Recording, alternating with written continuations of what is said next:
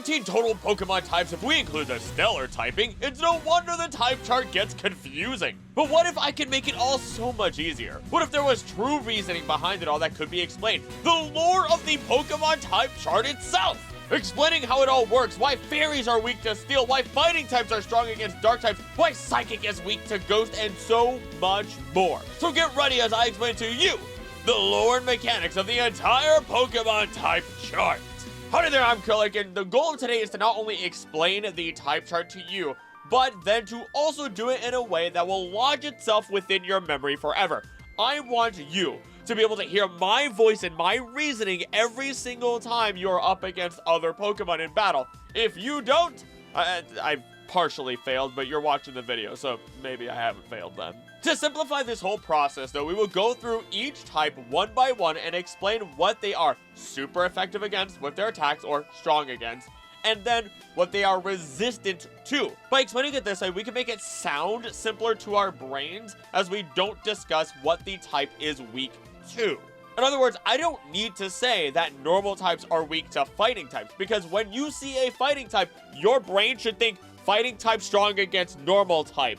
This creates less routes in your brain to choose from and will help you remember everything easier. Plus, we'll then get the lore of every type matchup as well. For example, something we'll talk about later are the Psychic types and how they are weak to everything that the human brain is typically afraid of. This type chart is also going to be from the most recent Generation 9 chart. The type matchup was different in the past, and we're just not dealing with that today. I want this to be something that new and old Pokemon players can actually enjoy, understand, and get something out of. Finally, for those who are new to this, if something is super effective within the mainline Pokemon games, excluding Pokemon Legends Arceus, then if it is super effective, it will do 2 times the damage. If it is not very effective, it does half the damage. And then there are types that are immune to other types.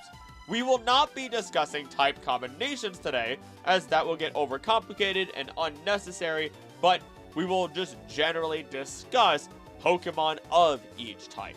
Let's just start with an explanation of what types even are in Pokemon and how they work.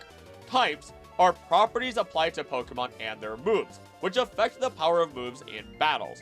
As of Generation 9, there are 19 types with 18 regular types and the special Stellar type. Most of the types were introduced during Generation 1, but the Dark and Steel types were introduced in Generation 2. I often think of Steelix as the first Steel type, but mentally I have to admit I don't know who the first Steel type was. It was just, when you look at Olivine City and look at that gym, when you end up going up against a Steelix and the Magnemite and the Magneton, your brain goes wild. The Fairy type was also introduced in Generation 6, which makes me immediately think of Sylveon for obvious reasons. It was a huge moment in history to see another Eevee, let alone an Eevee that didn't follow the old traditional rules, considering this was an entirely new type after the split of special and physical attack. And then finally, the Stellar type was introduced in Generation 9 with our funny little turtle Terapagos. A Pokemon may have either 1 or 2 types, which we have mentioned before. For instance, Charmander is a fire type, while Bulbasaur is both a grass type and a poison type. Funny thing about that is, when I was younger, I didn't quite realize that Ghastly was being a ghost poison type and getting hit by psychic moves. I always personally thought that ghosts were weak to psychic attacks, until I realized there was poison all along. With this system, and there currently being 18 normal types, there is a total of 324 possible ways to assign types to Pokemon, with 171 unique combinations, 162 of which has been used as of Generation 9. So there are still 9 type combinations that have yet to be implemented, and we might actually expect that to be done with the new Legends game coming out. Similarly to Pokemon though, Pokestar Studios opponents also have types. You know, the weird non-Pokemon creature people robots that one of them is always on the like Pokemon iceberg stuff that you see everywhere. It was tempting to do a Pokemon Iceberg at some point, but they're not all that interesting, I realize. All moves have exactly one type each. The type of a damaging move typically determines which types of Pokemon it is super effective against, which types of Pokemon it is not very effective against, and which types of Pokemon it is completely ineffective against, with very few exceptions. If the type of a move matches one of the types of the Pokemon using it, it gains a boost in power, otherwise known as the same type attack boost, Stab. Most gym leaders, Elite Four members, trial captains, and island kahunas have a type-specific theme. The Stellar type is a special case, as no Pokemon or moves naturally bear it. However, a Pokemon can terrestrialize into a Stellar type, which can also change Tera Blast and Tera Starstorm into the type as well. There are situations where Pokemon or moves behave as if they were typeless, unable to receive stab and boosts from type-enhancing items or abilities. This is most commonly possible through effects that make one lose a type, such as Burn Up, Roost, and Double Shock. Typeless Pokemon take regular damage from all moves, and typeless moves deal regular damage against all Pokemon. Struggle does act as a typeless move. The move Weather Ball acts typelessly under Shadowy Aura, and the move Revelation Dance acts typelessly if used by a typeless user. So without further ado, now that all of that basic info is out of the way, let's begin with the normal type Pokemon. Normal types are just that, they're normal. They are a type that is easiest to think of as the plain type. Your bread and butter, a peanut butter jelly sandwich, if you will. What does any of that mean? I mean, I see them as versatile, able to adapt. They are the jacks of all trade, masters of none, better than one. Meaning that they are not super effective against any other Pokemon, but we can see that they can be useful against most. We can see Pokemon such as Whismur, Ditto, Snorlax, and more from here. Although they are immune to ghost types, I'd like to think of it this way. Normal people don't necessarily believe in the supernatural. They don't believe in ghosts, they don't believe in aliens, they don't believe in cryptids, they don't believe in fun. I mean, they don't believe in crazy theories. In other words, if you don't believe it, you can't see it, you can't touch it, you cannot affect it. It's like, can you imagine dropping a very normal, neurotypical person into a horror movie? Those are the types of people that are like, oh yeah, that cellar door has blood on it and everything in the back of a basement with a long hallway leading out to it, and there's a couple hooks here and there. I'm sure this is fine. This must have just been a place that was just a butchery. That has to be what it was, right? I'll take it for 50 million. I lost the joke. I had it go and I lost the joke at the end there. You can also alternatively imagine it as the idea that you, a normal type, are a corporeal creature. You have a body. And as such, you cannot touch the incorporeal, which are the ghosts. But that actually covers the normal type pretty nice and easy. Fighting types are the superheroes of the Pokemon world, almost literally. They're usually the beefier looking Pokemon or are set in more traditional stances seen in different forms of martial arts. Many of our fighting type Pokemon follow two similar themes, and that is 1. They know a martial art, and for anyone who is unaware, by definition, martial arts are codified systems and traditions of combat practiced for a number of reasons such as self-defense, military, and law enforcement applications, competition, physical, mental, and spiritual development. In other words, as long as it is a form of combat that is held by agreed upon rules and code in some manner that can be taught and studied, then it is a martial art.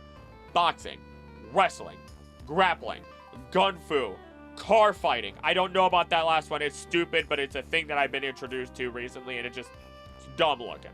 The second theme is a theme of benevolence. Most of the fighting types will fight honorably. They often seem to not eat other Pokemon, with exception to Lucario, who does hunt in packs, and Grapploct, who will actually end up fighting the Wimpod line, and whoever wins gets to eat the other one. And then a number of other Pokemon with fighting as their secondary typing. But otherwise, they will overall be Pokemon that tend to help others while also training their own bodies, spirits, and minds. We see this in many Pokemon, like the Machop and Timberline, which are actively assisting people with things such as construction while enhancing their own muscles. Let's start with what they're super effective against. When you think of someone who is trained in a martial art, I want you to think of people who are going to break cinder blocks with their fists. So in turn, our fighting types can break rock, ice, and even steel with their super powered strength. Again, they're basically superheroes. Think of the Man of Steel, your superheroes in movies, when they really need to strain and prove that they can succeed in their mission. They're bending iron and steel itself. In addition, because of them being superheroes or trained in the martial arts, they're stronger than your average person, which is why I like to consider that as the reason for fighting types being strong against the normal typing. Heroes also fight crime, and interestingly enough, dark-type Pokemon can be directly translated as the quote-unquote evil typing. Now, this isn't to say that they are all truly evil, it's just that they're underhanded. We have Purloin, who does steal from people, Sneasel, who will actively decide to work with other Sneasel to distract Pokemon, as the other Sneasel then steal the eggs of those Pokemon. The list does go on and on. They're underhanded, they do not fight fair. And of course, heroes fight evil. So, the fighting type is strong against dark type Pokemon. As we move on to what they resist, fighting types can resist the temptations of evil. So, that's an easy explanation as to why they're resistant to dark type Pokemon. Alternatively, the fighting type might just be so strong that their underhanded tactics don't work on them. Honestly, it kind of makes me think of a couple of different episodes from one of the best anime of all time. In my personal opinion, at least in the modern sense, Frieren, beautiful story. I would sacrifice my left arm any day to make sure every person who is willing to watch an animation watches that. But Frieren's just, yeah, I'm strong, I'm powerful. Tricks don't really work on me. I'm just gonna use my brain, and here we are. I have won. Great job. You played yourself. Also, it just has a beautiful story that made me cry like 3 or 4 times in the first 2 episodes, I have to admit.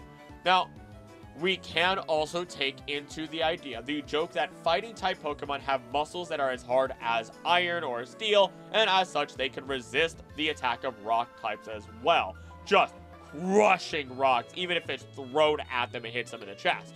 Although, finally, no matter how strong you are, you can't kill every bug by just punching it. I mean, have you seen what happens to houseflies? I have slapped those things out of the air in the past, and those little monsters get stun locked for a couple of seconds, only for them to get right back up, put up their dukes, and get ready for round 2. Now, it's insane. It also reminds me of the whole Saitama joke, where he can't even squish a mosquito despite his literally infinite strength. And that covers our fighting types. I will admit, when I was originally scripting this, I was planning on including my favorite Pokemon of every type, but that might just have to be a whole other video, and just try to figure out which of my fighting types I think I love the most, and then go down the line of every single one of the types, who, of all the Pokemon, would be the best in my opinion, and give proper reasoning for it, because that just sounds fun. Because after so much research through these topics, my opinions have changed so much. Like, Enamorous. I won't go on long about this one, but Enamorous. I despise Enamorous because of the games. But as per the lore of Enamorous, as per the idea behind it, what it was supposed to represent, and how it was included in the world, it's actually amazing. But I digress. On to the next typing. Flying type Pokemon are basically just typically associated with our birds, our bats, and a number of our winged bugs, with a few exceptions to things like Gyarados, which, to at least explain Gyarados, it is likely supposed to be a reference to the Koinomori, a carp-shaped windsock traditionally flown to celebrate Children's Day in Japan, formerly called Tago no Seku, though it is likely more associated with the Eastern Dragons in general due to their associations to water and the sky, such as the Azure Dragon. So, those are reasons why you can finally see or understand why Gyarados is a freaking flying type, because otherwise it would make no sense. It would also explain why, if you look at the Koinomori, you can also see why why Gyarados has its mouth open as much as it does. This is honestly just another fairly easy type, and odds are, if you think it's a flying type, on the first glance, it is. If it is not after you hit it with an effective move, then, oh well, try again. If it's got feathers, it's probably a flying type. That one's at least guaranteed. Flying types are also super effective against fighting types, because have you ever tried to fight a bird? They will just stay perfectly out of range while swooping down on you with every opportunity until you either lose or run away, leaving your food behind for those seagulls to take. They're also super effective against bugs, considering the fact that many birds and bats eat bugs to begin with, even though the Zubat line is actually strictly eating blood, or rather drinking blood. And in all reality, the same logic can be applied to as to why flying types are strong against grass types. Birds love eating their seeds. Again, fairly easy to understand. This is also a case where flying types resist everything that they are strong against. This is not the case for every single type that we're going through, but just imagine that our plants and bugs, being prey to our flying types after all, are not going to be able to have effective countermeasures to their predator. Finally, this type is also immune to ground type attacks. After all, the earth could shake all at once in an earthquake, but if you're high enough into the sky, you will never feel it. I do have to clarify though, you have to be high enough. This is because I found out while doing this research that seismic activity does have to let its energy out. Who would have guessed, right? It feels common sense. And that energy does reverberate through the air, and creatures flying close to the ground, such as moths, are actually affected by it, which is really cool. Now, before we continue, I do want to say thank you so much for watching. If you're enjoying this so far, please make sure that you subscribe, share this video with others, and leave some comments. What is your favorite typing? My favorite typing is actually the ghost types, but I would be a poison type gym leader, and who would have guessed Gengar would be my ace, with some other possibilities, but I love my goofy boy so much.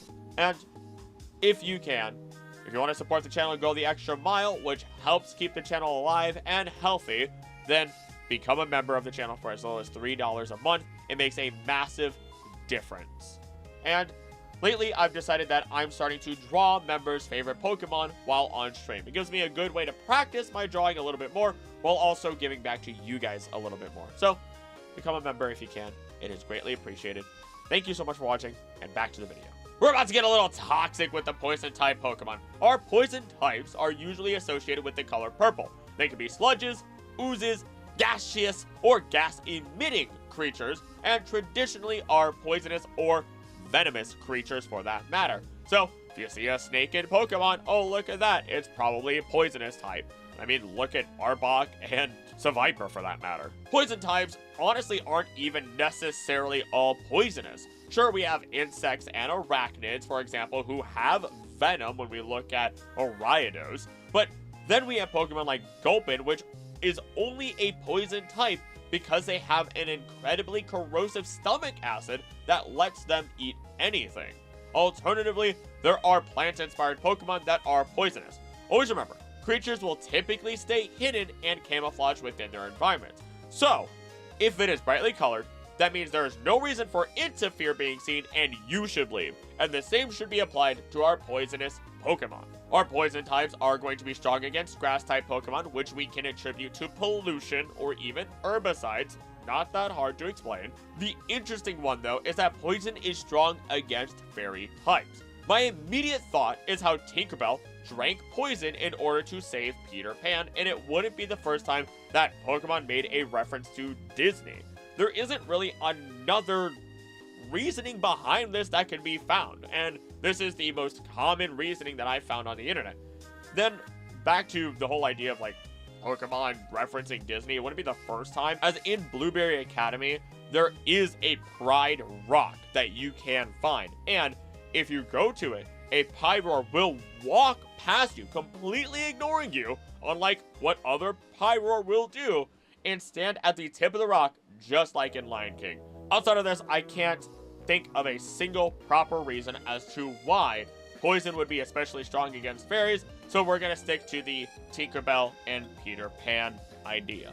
Poison is also resistant to both grass and fairy types, which, if we see it as a highly poisonous substance that can be absorbed into their bodies, then that would actually make sense. You don't want to touch it, and so poison just resists them. You're not hitting them with your full force because you're trying to spare some of that energy to defend yourself while attacking.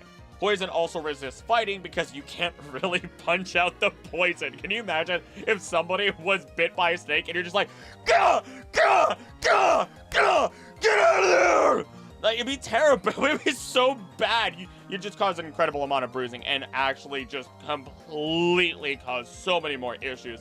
Also, the idea of sucking out venom, pushing it out, using brute force in general, has a chance to genuinely just make it worse and increase the risk of infection. Bug is also resisted by poison, considering that poison, or rather venom in general, can be produced by many insects within their bodies. As such, you can't fight what already exists within you effectively, though that is a little bit of a stretch, considering the fact that, one poisonous spider can bite a different poisonous spider, and that poisonous spider is probably going to hit the ground. It might have some resistance, but it's probably making a different type of venom considering it is a different species. But again, we're just going to go with it. Finally, though, speaking of poison, it does resist itself. It's kind of like fighting fire with fire. You're only going to add to the problem, make it stronger. Think of it like muck. Muck is a living sludge that exists through the bacteria that exists within its body. If it runs out of bacteria, it dies. Although the entire time that it exists, it can spread out, split into Grimer, come back, and create new biohazardous everything for that matter, and new toxins. I mean, coughing and wheezing kind of do the same thing all the time as well. Just creating new poisons all the time.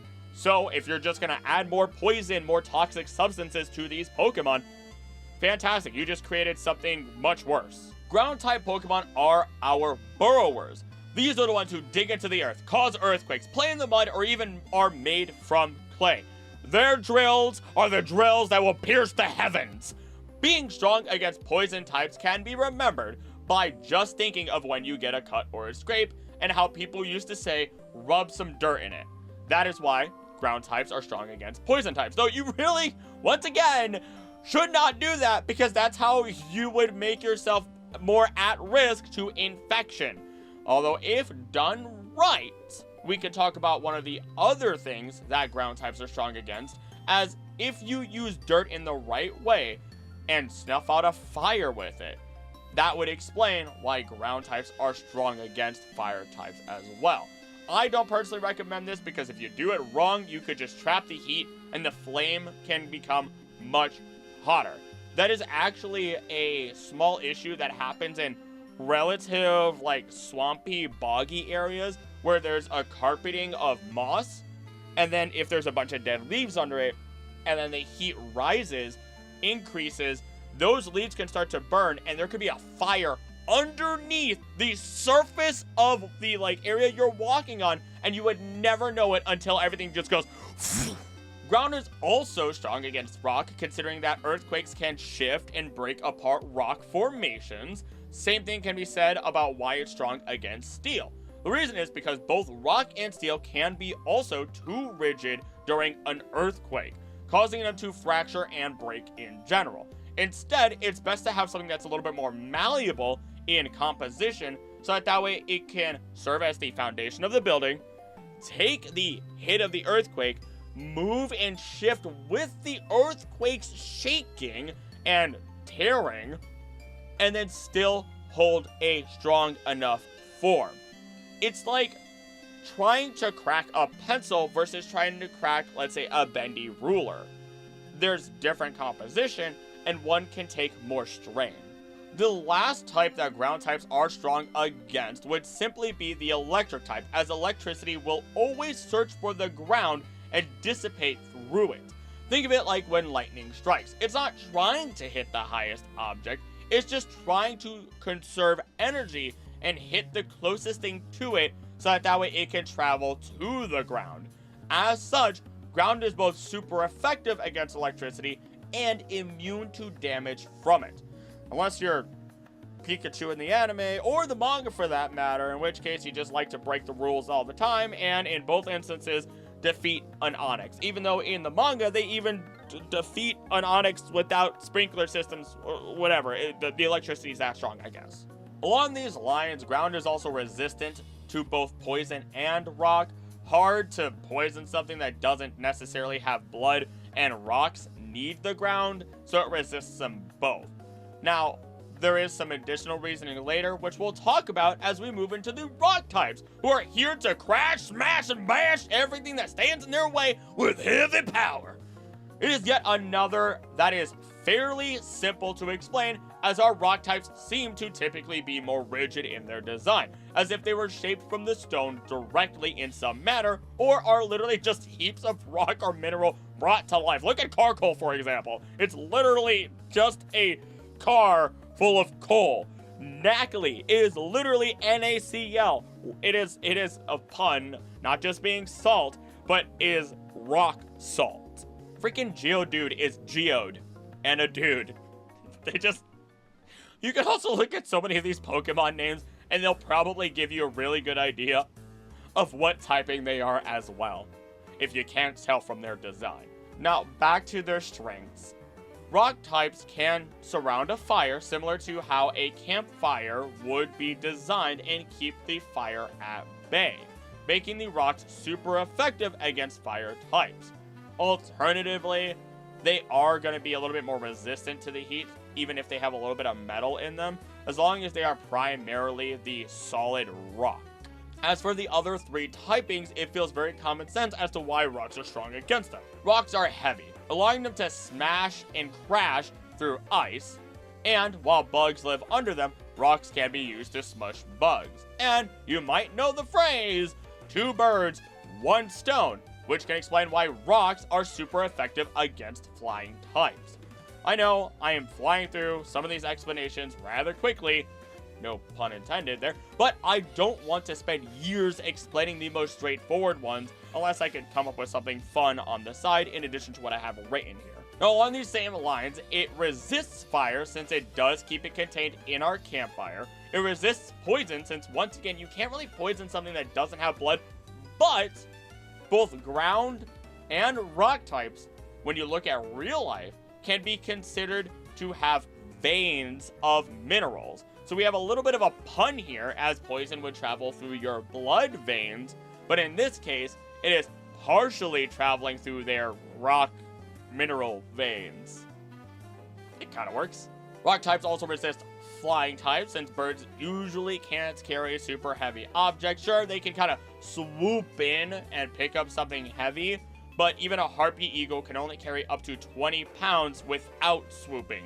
That momentum that they use really makes a world of difference. The last of the resistances is that rocks resist normal types, because have you tried punching a rock? If you have, I'm sorry. It hurts. You don't do it. It's any time someone tries to be a hero but has no strength whatsoever and punch a rock or slam their shoulder into a door, that they end up hurting themselves instead of actually breaking whatever they're trying to destroy. All this kind of just makes me think of your modern anime protagonists. They struggle against breaking something like a rock as their first test. They train up, you get your montage, they learn their martial art, become a fighting type, and then they break the rock. If creepy crawlies give you the heebie-jeebies, then you're in the same company as the Pokemon that bug types are strong against. It's easy to explain how insects like locusts will devour massive crops as they plague the lands, which is also interesting since we do have a locust Pokemon by the name of Lokix, though this is why they would be strong against grass types. I mean, other than them just simply eating plants. I mean, I made it overcomplicated there. You can also think of it like bugs just generally infesting a garden, for that matter. Fun fact, by the way, tomatoes, when bitten, can release a toxin against certain insects that will then make them cannibalize each other, and then will also send out that chemical to warn other tomatoes to be like, hey brother, you need to stop producing this now or we're all gonna die. It's kind of dark when you think about it. Kind of makes me want a tomato Pokemon that can do one of two things. Either A, have an ability that when physically hit has a chance to cause confusion, which would explain the cannibalization portion of it, or just simply have a move that's strong against bug types despite being a grass type move. But now we can get into some more of the interesting explanations. Bug types are strong against both psychic and dark type Pokemon. Their strength against psychics can be related to the idea that we had mentioned in the beginning of this video, which is that psychic types are related to intelligence, or simply the brain, the human brain. A fear of bugs is something that many people have. That can be attributed to not understanding the emotions of insects, actually. So, if I, squint my eyes down and have my eyebrows pursed down, you can tell I would be angry. Or, if I don't know, I could look a certain way, you could think I look nervous or scared. We don't have those immediate emotion attributes that we can see on the face of, say, a spider. And so, that can increase the amount of fear that we have towards creatures like that. It explains why people are afraid of butterflies, or moths, caterpillars. It's not about just the touch, it's about, I don't know if it's going to bite me, I don't know what it's going to do to me. I'm personally not as afraid because I've dealt with enough nature and insects and everything that, centipedes, maggots, cockroaches, those are the only things that really scare me at this point. And really long stairways, which I usually just say is escalators. Nevertheless, that is why bug types would be strong against psychic types. Now, another explanation as to why bug types might be strong against dark types, other than, bugs are creepy crawlies, they exist in the dark, even evil is afraid of bugs, is actually because of Kamen Rider, where they are heroes based on bugs as they defeat evil, which could be just dark types. Bug hero, bug, strong against evil, dark type Pokemon. We've also already mentioned how bug does resist fighting types. They also resist grass types for the same reason flying types do. After all, your food is pretty hard-pressed to find a weakness in you. And what's also interesting is that insects resist ground types as well.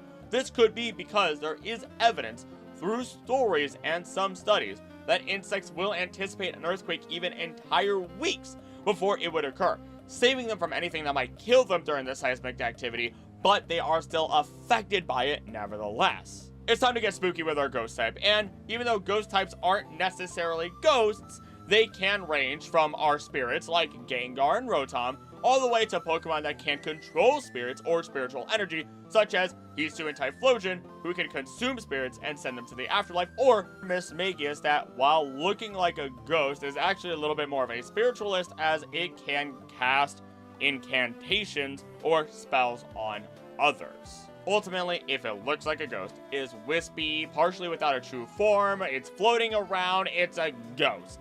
And considering that many of our ghosts can affect spirits or the afterlife itself, then they are actually super effective against other ghosts. It's like looking back at our normal types. Ghosts are immune to them because they have a body and ghosts technically don't. So a creature without a typical corporeal body can strike another creature without a typical corporeal body. This would explain why they're also immune to fighting types. You're gonna have to douse your fists in holy water before you're gonna be able to punch these ghosts. We also reach back into the human psyche as we find that some people are afraid of the supernatural. In this case, since the human mind would fear ghosts, the bump in the night if you would, then ghosts are strong against psychic types. The unbendable will of steel has arrived. Pokemon that have reached the peak of defensive power and are harder than any material on this earth, especially if we look at Pokemon like Registeel. From Steelix to Tinkaton, these Pokemon are unbreakable, or are at least using that unbreakable material. These Pokemon are fit with shiny gray colors and typically have a more blocky design or jagged design. Since they are stronger than rock, having been reinforced from them, they are strong against rock types. Think of it like a hammer smashing down on a rock. It shatters easily. Same thing could be said about our ice types, as we can imagine icebreaker ships made of steel shattering through floating blankets of ice. The most interesting of them all, though, is actually that fairy types are weak to steel because fairies in stories are weak to cold iron. And to explain it further, in folklore, fairies are considered weak to iron because it is seen as an unnatural, man-made element that disrupts their magical nature, often symbolized by the phrase cold iron, signifying the contrast between the natural world fairies inhabit and the human-made iron that disrupts their magic. Essentially, iron represents a force of order and control against the chaotic, wild nature of fairies. And if we really want to, we can apply that idea and knowledge to why poison is also strong against fairies. Because poison from pollution, unnatural, created by man, disrupts the nature in which fairies represent and live in. If we look at our grass or plants in general, think of an apocalypse movie. When the environment runs wild and takes over, we always see cars made of steel, encased in plants, the roots and vines twisting and turning, going through the windows, the tires are popped, but the steel frame of that car never succumbs to the will of those plants, as they are the last remnants of humanity left, making steel resistant to the grass typing. Steel can be said to resist psychic types due to the idea or superstition of wearing tinfoil hats to ensure people can't read your mind. We can also think of X-rays, radioactivity, as with even stronger rays, they cannot get through steel. Whether that be like a steel slab, a steel wall, whatever it is, it just bounces right off. By the way, found out Kadabra releases alpha waves, whenever it uses its psychic powers, and that's problematic. Alpha waves are literally radioactive waves that are only really problems if you accidentally ingest them, but if you have a Kadabra or Alakazam as a Pokemon partner, you have a pretty good chance of getting hit by that constantly. Which makes me wonder, are psychic types radioactive Pokemon? Which could be an entire video in and of itself. The last of all of our type matchups for Steel is that Steel is resistant to the Dragon type. And that could be explained by using the Night. No, not darkness in the outside time, the actual shining knight in armor. While dragons may be incredibly powerful, ancient beings, even within Pokemon lore, it is always the fairy tale stories of the knight in shining armor that is able to defeat the dragon and save the princess. We could also stay alongside the route of knights, as you imagine Steel not being very effective against other Steel types because swords clash and bounce off of each other.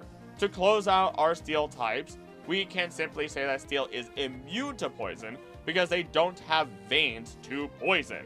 They are purified, and more aptly, Steel in real life is actually antibacterial, very much resistant to bacteria such as Staphylococcus and E. coli, which explains why so many surgical tools are made out of steel.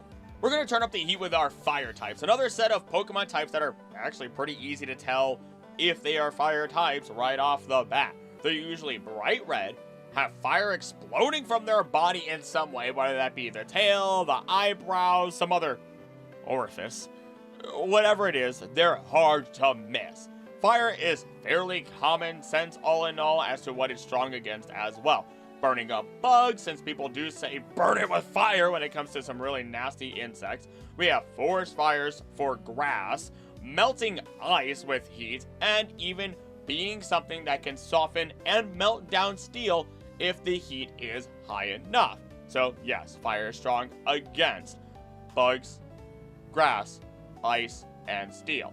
And let me tell you, a lot of fire Pokemon can reach temperatures that melt more than just steel. Along those lines, fire does also resist bug, fire, grass, ice, and steel, all things that would not want to get close to the heats that will cook them alive or melt them just by being in their vicinity. Also, you really shouldn't fight fire with fire, which is why fire is resistant to fire types. Otherwise, ultimately, the flames are just gonna go higher. As for why fire resists fairies, it turns out in most folklore and fantasy depictions, the fae, or fairies, generally do not like fire, often considering it a protective barrier against them, meaning they would avoid it and even be harmed by direct exposure to flames. Fire is frequently used as a way to ward off or banish the Fae. Dropping into the Great Blue Beyond, we find our water-type Pokemon. Another one that is typically obvious on the surface, as we get fish, shellfish, sea creatures of all kinds, including the terrifying and absolutely terrible Gorbis, and they're so often colored blue in some capacity. Also, obligatory Krillic upsettedness about there not being a Plankton Pokemon, despite Plankton being referenced so many times over and over again throughout Pokemon. Please, I beg of you, I need a Plankton Pokemon. Though, as you would expect, water is strong against fire. You douse fires. But then again, it is also strong against rock and ground. This can be simply related to the idea of erosion in nature. The mountain may laugh over the idea of the river hardly doing a thing to it, but give that river enough years and that mountain will be begging for mercy as that river has cut it in half. Alternatively though, if you want to be really cool about it, in my personal opinion, we can also think of pure sodium and how it is a mineral, and if it comes in contact with moisture, it will just go kaboom. I actually had to go through an experiment with this while I was in college, and little pieces of pure sodium, we would take it, drop it onto water, and it would just over the top of the water, just not exploding, but releasing all of this energy as it makes contact. We also couldn't leave any of those pieces of pure sodium out, as even the moisture in the air could trigger the explosion. And the only way to store them was through a proper mixture of oil, in which they would sit at the bottom. Why? Because then it's not making contact with water. Of course, as we move on to resistances, water does resist fire. It resists itself because if you hit water with water, you're just making more water. You're just adding to the total volume of water. Ice, on the other hand, is less dense than water. As you can imagine, anytime ice just hits the water, it just boom and floats back up to the surface as though the water was unaffected. It was like, here, buddy, let me get you out of here. Lifting the ice out of the water, all of which just floats on top of it. Then we have water-resisting steel, which could be interpreted through the idea that steel is incredibly heavy. So if you just throw it into water, it's going to sink at the bottom and not be very effective at either A, getting out of the water, or B, even attacking from within the water. So hundreds of fish could just attack a steel-type Pokemon as it's going to struggle to move, swim, whatever it needs to do to survive. Plants will reclaim the earth with the power of our grass types. Tree, shrub, seed, or green, or waifu, because, you know, for some weird reason they end up having that relative design idea going on in there. Plants are often, for some reason, within our human psyche, often made, especially when it comes to fruiting portions of plants and flowering portions, to be a little bit more human-like and have more feminine features. It's just a thing that you can see in a lot of media across the board, not just in Pokemon. It's just something that the brain does for some weird reason. Nevertheless, even if we look at other portions, we can see that not just fruits, but vegetable-based designs exist within the grass-type Pokemon. If it's green, looks like a plant, looks like an edible fruit or vegetable, it's a grass type. Considering that plants will break through the earth no matter what the natural material is, we can see them cracking apart the earth and rock, allowing it to be super effective against both ground and rock types. I mean, have you seen what a dandelion will do? They will sit down and just dig through concrete. They'll grow between it. They do not care. It's just the plants in the house versus the plants outside meme. The plants outside are hardened little monsters that will cut you. Meanwhile, the ones inside will cry if you give them slightly offset water. Oh no, the pH was ever so slightly too high.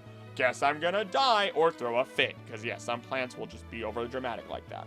Alternatively, you could also just think of the idea that plants are going to draw minerals from the earth, ground and rock types, minerals. There you go. And just as some of our previous entries, as it comes to resistances, we can talk again about why grass types only resist ground rather than being fully immune. From the National Institute of Health, our findings showed that the strong earthquake significantly reduced soil quality in the short term, caused soil nutrient loss, and inhibited plants' nutrient uptake. The direct negative effect of the earthquake, was the major cause of the decline in grassland plant diversity and alpine grassland ecosystem. Now, of course, you can imagine trees being uprooted or plants being displaced, but that involves the ground around them more affecting them. This goes back to plants and trees being malleable enough to shake with the earthquake without taking incredible damage, as most others will. Finally, electric is interesting to see, as it is something that is resisted by grass types too. And as I was overthinking this, digging into scientific article after scientific article while streaming, community member Nits explained it in 2 sentences. Plants take their nutrients doing an exchange of ions, so some electricity is needed. In addition, Pokemon resistance is due to wood being a poorer conductor. Thank you, Nit. I was overthinking, and if you guys would like to see the research live, I literally stream on this channel live. I've been researching or doing live stream research every Monday for a while now, so otherwise I stream on Monday, Wednesday, Friday then. Come join along, it's fun. I like interacting with chat. It's big brain time as we discuss our psychic types. Pokemon fit with great intelligence and telekinetic power. Or only the telekinetic power part if you want to talk about our Slowpoke line. Now, they do tend to have a theme of the color pink or being very alien looking in nature. I want to say be careful with that though, because there are a lot of pink-ish fairy types that exist out there. Now, going back to the alien looking nature in part, it is literally so if we talk about Pokemon like Elgium. There's just something about these psychic types in the end that screams smart to my brain. Psychic types can be representative of the human mind, as we have mentioned many times before, and because of this, we can look at what it is super effective against and find logical reasoning behind it. For example, the phrases of work smarter, not harder, and brain over brawn work for explaining why psychic types are super effective against fighting types. We can also use science to fight against bacteria and viruses, which explains why psychic types are strong against our poisonous types, thanks to the power of medicine. Those psychic types really only have 2 things that they are resistant to. Fighting types, since we can strategize to work around the big logs that don't use their brains at all, and other psychic types, because we can kind of imagine 2 nerds getting into a debate, going on wild tangents constantly with their conversations, letting the time fly by, or constantly shooting rebuttals back and forth between each other. Sounds familiar, doesn't it? And ultimately they get nothing done, so it kind of works on each other, but they're resistant to it as they are planning for what the other one would say, trying to constantly outsmart the other with logic.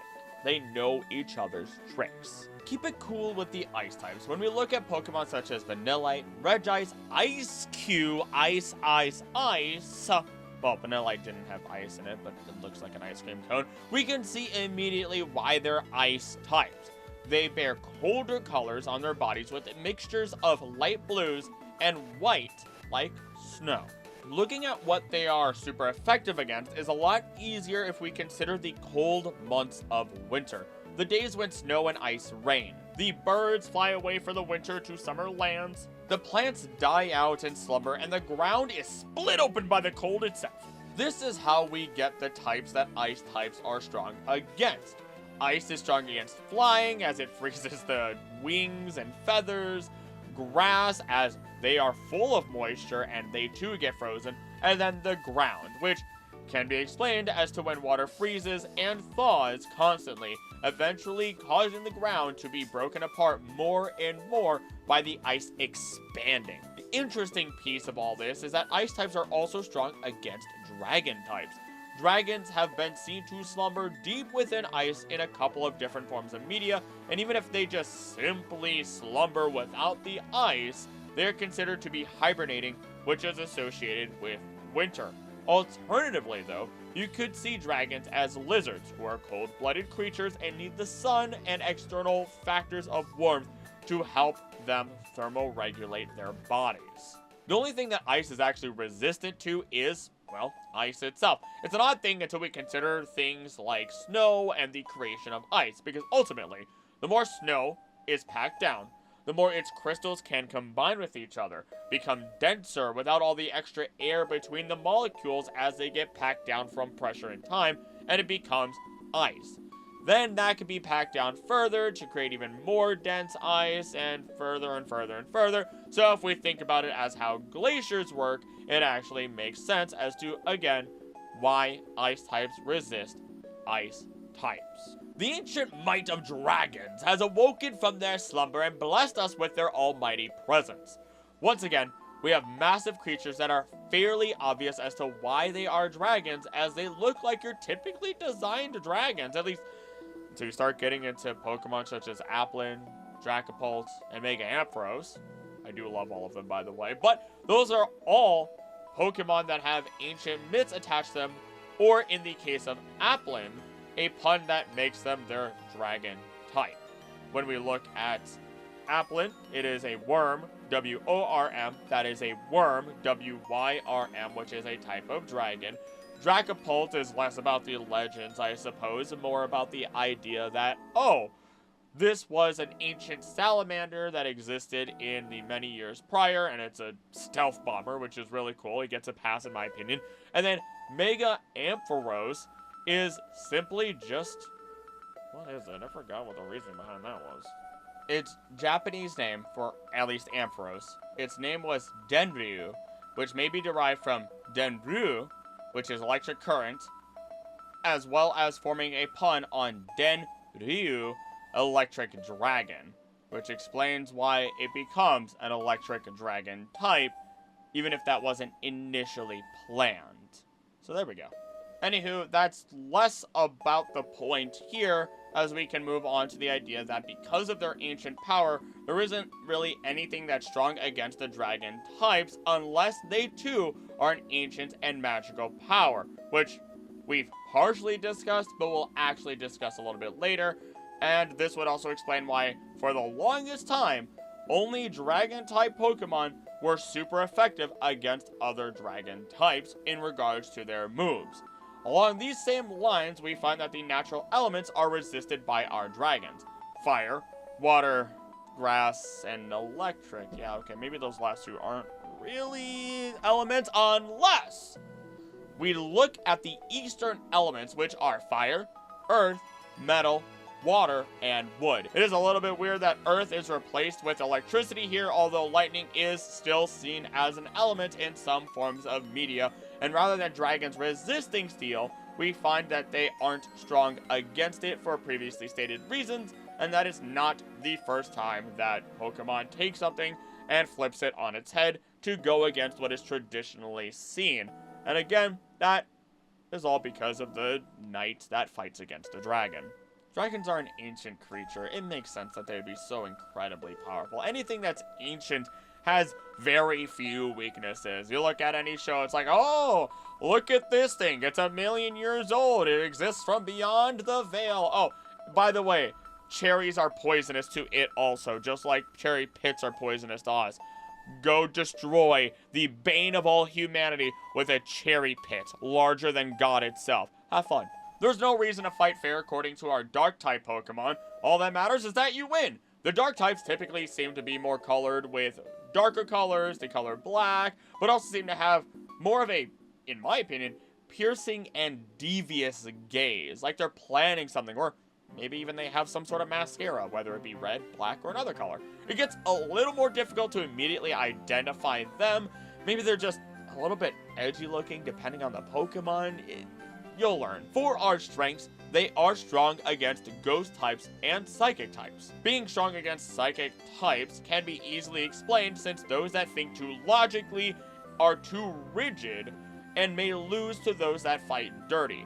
Outside of the box, breaking rules that these psychic types have mentally trained themselves to not break, to the point where those psychic types don't even think where the dark types will go, what lengths they will go to in order to win, blindsiding these psychic types and gaining that advantage on them. If ghosts are seen as scary, then they can be seen to be derived from evil or the dark itself, which can lead us to explain why dark types are strong against ghosts. Imagine, alternatively, someone who dies, comes back as a ghost, and is warning people of the evil person that killed them.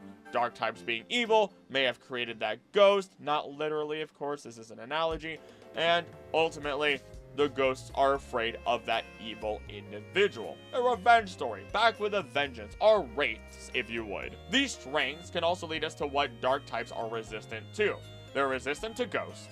Other dark types, because as we look at our example of thieves, they know all the underhanded tricks that they're going to do against each other already, and as such, they already know what to be aware of. They know each other's tricks. Finally, they are also resistant to psychic types, as dark types will once again refuse to play by the rules, ignore logic, and take what they want or do what they want in order to win. So I was this close to editing and being done with this video when I realized I missed a typing. I missed electric typing somehow, despite talking about it multiple times throughout the video. So I'm doing this off the cuff without any extra scripting or anything whatsoever, with just the type matchups right next to me. Electric types, they are gonna be yellow. By all means, they're gonna have yellow introduced into their design. Some of them do end up being a little bit more jagged in color. Some of them, if we're looking at our rodent Pokemon, I mean, they're just Pikachu clones for that matter, but they're gonna have some sort of lightning bolt motif on their body. Now, when it comes to what they are super effective against, you can think of it as, well, water is super conductive. As such, electricity is going to be strong against water types. In addition to the idea that when thunderstorms happen, birds will already be low on the ground or away from where lightning will strike. That's because if you're flying in the air, you're becoming a target. If you're high up in the air, you might be the closest thing that electricity or lightning can use to try and reach the ground. It might not be the actual case, but you risk that chance. So, flying types are weak to electric.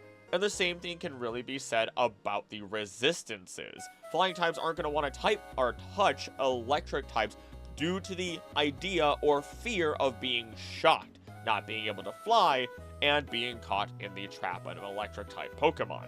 The other two typings that electric types resist include themselves, as again, you're just adding more voltage or amps to electricity. If you're adding electricity to electricity, increasing its charge, especially since so many electric type Pokemon do have an electric organ. And finally, the idea that electric types resist steel attacks is because if steel comes in contact with them, you can imagine electricity, with steel being conductive, going straight through or around steel type Pokemon. And for our semi-finale, we have the fairy typing. Beings from literal fairy tales, Pokemon that represent life essence and even have some level of celestial or religious background to them.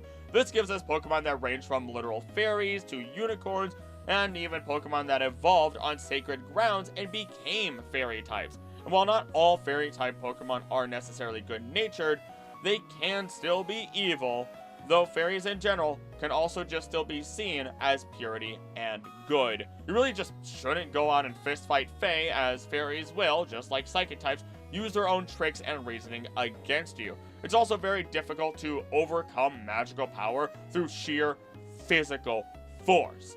This explains why the fairy types are strong and resistant to fighting types. When we look at fairy tales, we can also see that fairies have been depicted to counter dragons through their magic, which is as ancient as the dragons are. Or even since dragons exist within old fairy tales, we can easily see why fairies are not only super effective against dragons, but also immune to them. They even do this within the world of Pokemon itself, as there are indirect stories talking about how there is a Sylveon that rose up and defeated a Hydreigon in the dead of night. We can look at Kamen Rider once more for an example as to why fairies resist bug types, since fairies can be considered beings of good already. Alternatively, like the Fae within our world, we know that the Fae don't necessarily follow our rules, logic, or fear, and as such would have no real issue handling bugs, explaining the resistance fairies have to them. I realized I didn't talk about how fairy types are strong against and resistant to dark types. That also follows the same basis idea of the Fae in Pokemon are typically depicted as good-natured, pure beings of light and life, which would completely oppose and be the opposite of our dark type evil Pokemon. Finally though, we do have the Stellar type. It is a type that exists only in Generation 9. Unlike other types, no Pokemon or moves bear it naturally, and it is exclusive to terrestrialized Pokemon.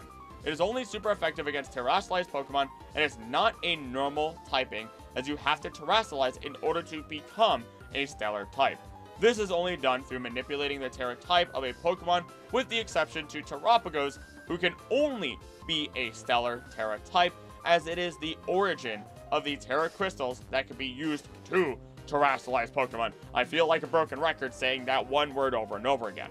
Now, it is very similar to how dragons and fairies are treated. It is an ancient power that is being used, and so it makes sense that only it would be super effective against itself, but be neutral with everything else that it would come in contact with.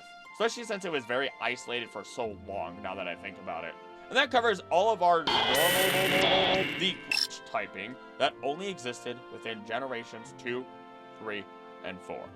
Given to the move Curse and belonged to Pokemon eggs in Generation 3 and Arceus itself. Arceus has the ability Multi-Type, which changes its type and appearance depending on the plates that it is holding, likely as a precaution for Arceus Hacked to be the Glitch type. A Glitch type sprite of Arceus is presented in Pokemon Diamond, Pearl, Platinum, Heart Gold, and Soul Silver. However, it is never otherwise used without hacking. In the event Arceus is hacked to be in this form, it will still be the type of the plate it is holding, or normal type if not holding a plate. Since the coloring of Arceus in each form is solely aesthetic, and the type is actually determined by multi-type, there is no way to make Arceus actually the type, and even when it's sent into battle, it will revert to the appropriate form. It can also be seen in Pokemon Mystery Dungeon for the moves Wide Slash, Vacuum Cut, Spin Slash, and Excavate. The typing is strong against all types and has no resistances or immunities. So with that, we have covered all of our typings. This, just like the previous video, is much shorter than I expected, but I was looking to keep things a little bit more to the point with this video, since the last couple of videos have been a little bit more subjective, and I will gear up for a longer video soon enough. There are some other rabbit holes that I'm thinking about digging deep into, but I'm not going to reveal any of them here, as I want to really settle on an idea that will bring me a pretty nice long research session that I can dive into. So if you enjoyed this video, once again, please make sure you subscribe, share this video with others, become a member if you're able to, as it supports the channel a ton. And as always, don't do anything I want to do, don't think I would do. Please be nice to each other. I love you, and I'll see you next time. Bye!